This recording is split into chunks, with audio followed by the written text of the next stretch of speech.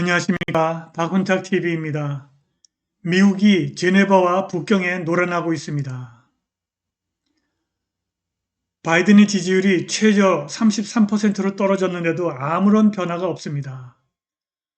제네바의 다보스 세력이 그를 통해서 미국을 주무르고 있습니다. 미국의 월가와 관료체계가 중국의 AI 부문을 지원하고 있습니다. 이대로 가면 조만간 중국이 미국을 제압할 것입니다. 방송 시작하겠습니다. 구독 버튼, 알람벨 버튼, 좋아요 버튼 부탁드립니다. 지난 7월에 전설적인 지정학 및 금융주기 분석가 마틴 암스트롱이 시스템이 끝났다고 대담하게 말했습니다. 엄청난 인플레이션, 중국의 막대한 부채 채무 불이행, 심하게 망가진 공급망, We the People에 대한 적대적인 미국 정부가 있습니다.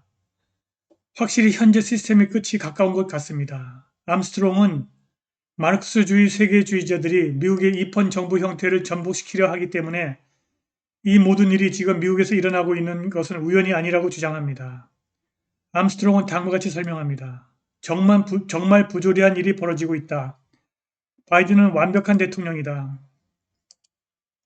나는 2020년 11월 선거가 트럼프와 바이든의 싸움이 아니라고 경고했다. 미국을 장악하려는 외국 기업과 트럼프가 맞붙은 것이다. 바이든은 정말 완벽한 허수아비 대통령이다. 그들은 원하는 바를 얻었다. 그들은 정말로 왼쪽과 오른쪽도 구별하지 못하는 자를 대통령 자리에 앉혔다. 바이든의 아젠다가 아니다. 그의 뒤에서 그를 움직이는 세력이 따로 있다. 지금 바이든 지지율이 33%로 역사적 바닥이다. 그런데 이러한 하락 추세를 되돌리려는 변화가 전혀 없다. 바이든은 허수아비다. 그들이 그를 통해서 그들의 아젠다를 밀어붙이고 있다. 미국이 스위스 제네바의 조정을 받고 있다. 이 모든 빌드 백 베러는 다보스에서 만들어진 슬로건이다. 지금 미국은 외국 세력의 공격을 받고 있다. 다른 것은 몰라도 바이든이 허수아비라는 암스트롱의 주장은 사실인 것 같습니다. 바이든이 통화감독청장의 소련 출신 공산주의자를 지명한 데 이어 이번에는 중국 끈앞풀을 연준 부의장으로 지명했습니다. 그가 부의장으로 지명할 라엘 브레이너드는 오바마 행정부에서 중국을 환율 조작국으로 지정하는 것을 거부했으며 중국의 대외 영향력 활동과 깊은 관련이 있는 커트 캠벨과 결혼했습니다. 2010년부터 2013년까지 재무부의 최고 외교관으로서 브레이너드는 중국의 통화조작 관행을 아주 잘 찾아낸 8건의 보고서를 묵살해버렸고 중국의 통화조작 관행을 비판하는 데 실패했고 바이든의 아시아 짜르라고 불리우는 국가안보회의의 고위관료 커트 캠벨과 결혼했습니다. 캠벨은 CEFC 차이나 에너지가 후원하는 회의에서 미국은 중국과 미국 사이에 지속적이고 안정적인 관계를 구축하기 위해 노력하는데 가능한 가장 깊은 약속을 가지고 있습니다. 라고 말했습니다. 그는 미국 공자학원 본부가 후원하는 내셔널 차이니스 랭귀지 컨퍼런스의 주빈이었습니다. 미국 금융계가 제네바의 지시를 받는지는 잘 모르겠으나 미국에 반역을 하고 있는 것은 사실입니다. 미국은 여전히 AI 분야에서 세계 1위이지만 중국이 빠르게 그 자리를 차지하기 위해서 움직이고 있고 미국 금융계가 중국 AI에 가장 많은 투자를 하고 있습니다.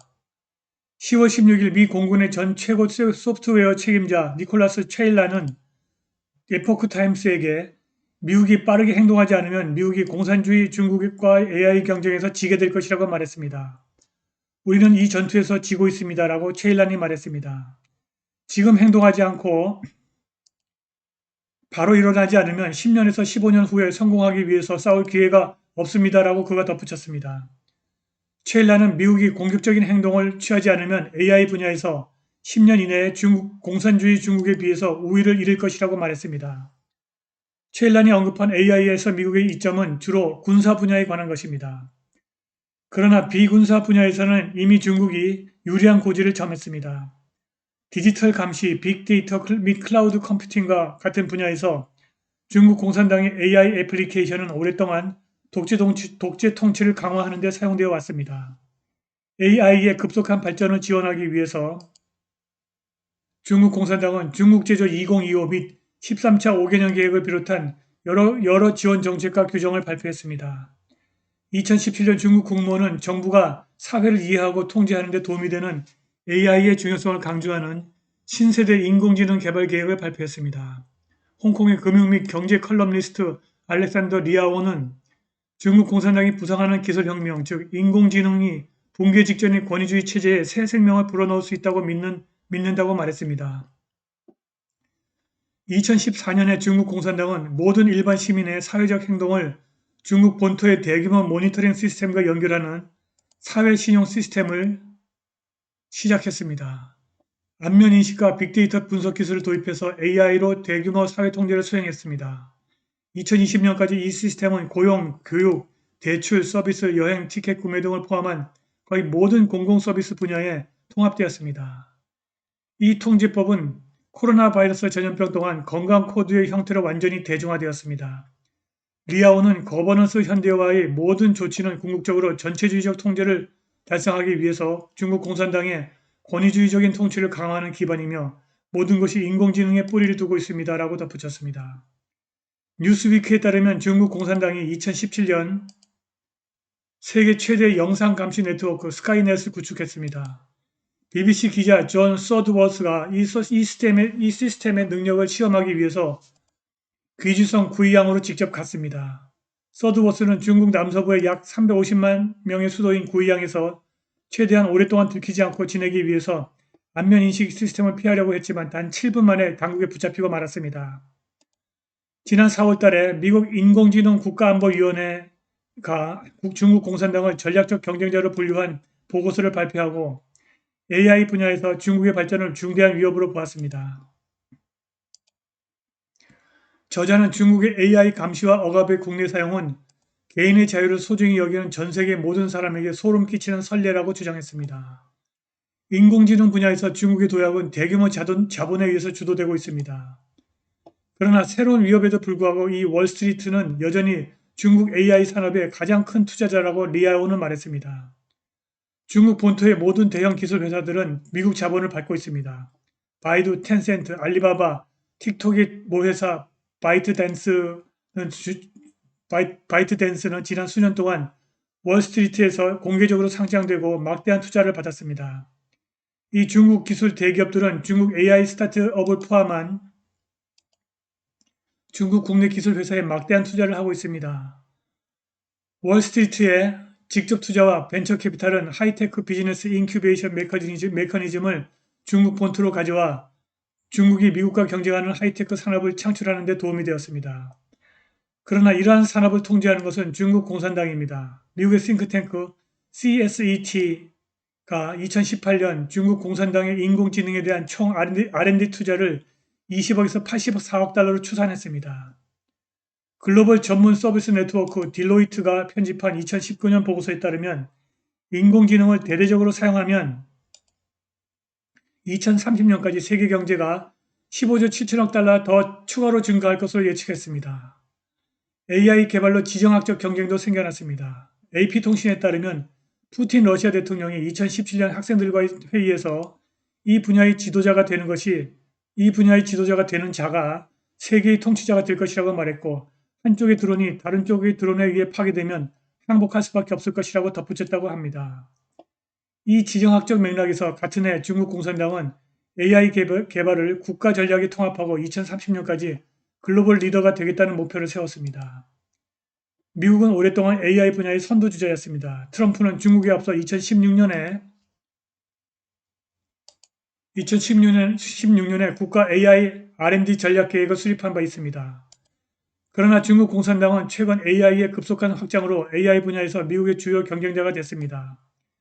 딜로이트 보고서에 따르면 2015년부터 2020년까지 세계 인공지능 시장의 연평균 복합 성장률은 26.2%인데 같은 기간에 중국의 인공지능 시장의 성장률은 44.5%였습니다. 딜로이트의 또 다른 보고서에 따르면 2025년에는 중국 인공지능 산업 규모가 850억 달러를 초과할 것이라고 합니다. 정말 심각한 문제는 중국이 AI 부문에 들어가는 반도체 칩을 자체에서 생산하고 있다는 점입니다. 10월 9일 알리바바는 클라우드 컴퓨팅 비즈니스의 발전을 위해서 자체 사용 ETN 710 칩을 공개했습니다. 이 칩은 5나노미리 공정을 사용하여 제조된 것으로 알려졌습니다. 지난 8월 바이든은 자체 개발한 2세대 쿨룬 AI 칩이 7나노 공정을 사용하여 양산을 달성했다고 발표했습니다. 7월달에 텐센트는 주로 개인 및 온라인 비디오 사업과 협력하는 AI 및 비디오 코텍의 칩 R&D와 관련된 온라인 채용을 시작했습니다. 또한 텐센트는 클라우드 데이터 센터 및 AI 가속 제품을 위한 딥러닝 칩을 설계하는 상하이 기반 스타트업 엔플레임 테크놀로지와 같은 칩 회사에도 투자했습니다. 올해 1월부터 5월까지 중국은 총 1399억 2천만 개의 칩을 생산해서 지난해 같은 기간에 비해서 48.5% 증가했습니다. 같은 기간 수입된 칩의 총수는 2,600억 개로 지난해 같은 기간보다 30% 늘었습니다. 전 국방부 사이버 보안관리에 따르면 인공지능 및 머신러닝 영역에서 중국에 대한 전략적 우위를 유지하려는 펜타곤의 노력은 관료적 낭비와 긴급성 부족으로 인해서 약화되고 있습니다. 첼라는 미 공군에서 자신이 떠나는 것은 미군의 기술 변화의 느린 진행에 항의하기 위한 것이라고 말했습니다. 그는 베이징이 인공지능, 머신러닝, 네트워크 기술을 주도하고 있으며 글로벌 패권을 향해 나아가고 있다고 말했습니다. 에포크 타임스와 인터뷰에서 체일라는 미국의 인공지능이 여전히 일반적으로는 중국보다 앞서 있으나 빠르게 우위를 잃고 있다고 말했습니다. 체일란에 따르면 펜타곤은 투명성 부족으로 인해서 계약자가 미군과 협력하는 것을 편안하게 해줄 만큼 충분하지 않았고 그 결과 구글과 같은 대기업이 정부 계약 및 개발 기회를 포기하게 되었습니다. 대체적으로 베이징은 국경 안에 있는 모든 회사가 원하는 방향으로 기술을 개발하도록 명령할 수 있으므로 훨씬 더 빠른 개발로 이어집니다. 또한 체일라는 펜타곤의 관료주의에 대해서 강력하게 비판적이며 중국 공산당이 미국의 우월성에 가하는 위협에 대해서 향후 의회에서 지원할 계획입니다. 미국이 제네바의 다보스 글로벌 리스트와 북경에 놀아나고 있습니다. 미국의 월가와 관료체계가 중국의 돈과 여자에 매수되어 미국에 반역을 하고 있습니다. 한국의 재계와 관료도 이렇게 되었을 것입니다. 미국과 대한민국의 자유와 번영을 위해서 양국의 자유주의 우파가 깨어나야 할 때입니다. 오늘 방송은 여기까지입니다. 감사합니다.